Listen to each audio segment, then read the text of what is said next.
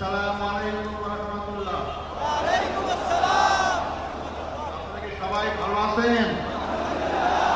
আলহামদুলিল্লাহ। আমি প্রায় 14 বছর কারাগারে থাকার পর আজকে সকালে মুক্ত হলাম।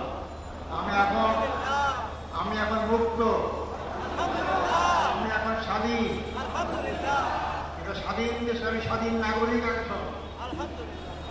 সম্মানিত ভাই ও বন্ধুগণ, যেহেতু আমরা রাস্তা বন্ধ করে এখানে সমাবেশ আয়োজন করেছি, যাতে জনগণের কষ্ট না হয় এবং আমি আপনাকে নির্দেশ দিয়েছেন খুব সংক্ষিপ্ত কথা বলার জন্য, আমি শুধু কয়েকটি বিষয় আপনাদের সাথে কথা বলবো।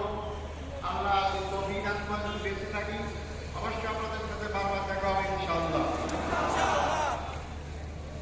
আমি সর্বপ্রথম আমাদের মহামান্য আদালতকে ধন্যবাদ জানাইতে চাই। তারা ন্যায় বিচার প্রতিষ্ঠার একটা অগ্রণী ভূমিকা পালন করছেন। এতদিন ন্যায় বিচার ছিল না, আদালতে ব্যবহার করা হয়েছে। এই জন্য আশা করি আমরা সামনে দিনগুলোতে মাঝে আদালত জনগণের আশা আকাঙ্ক্ষা অনুযায়ী তারা জনগণের ন্যায় বিচার যাতে পায় সেই ব্যবস্থায় তারা করবেন। আমি ধন্যবাদ জানাতে চাই, আমার মামলায় বেসরকারি আইনজীবী নিয়োগ করা হয়েছিল।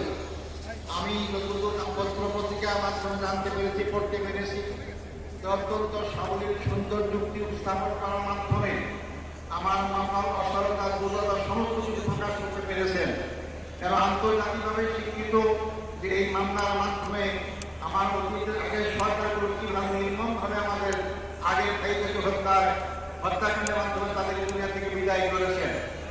সম্মানিত ভাই বন্ধুগণ, আমি এরপর ধন্যবাদ জানাতে চাই যাদের কারণে আজকে মুক্ত হওয়ার সুযোগ পেয়েছি।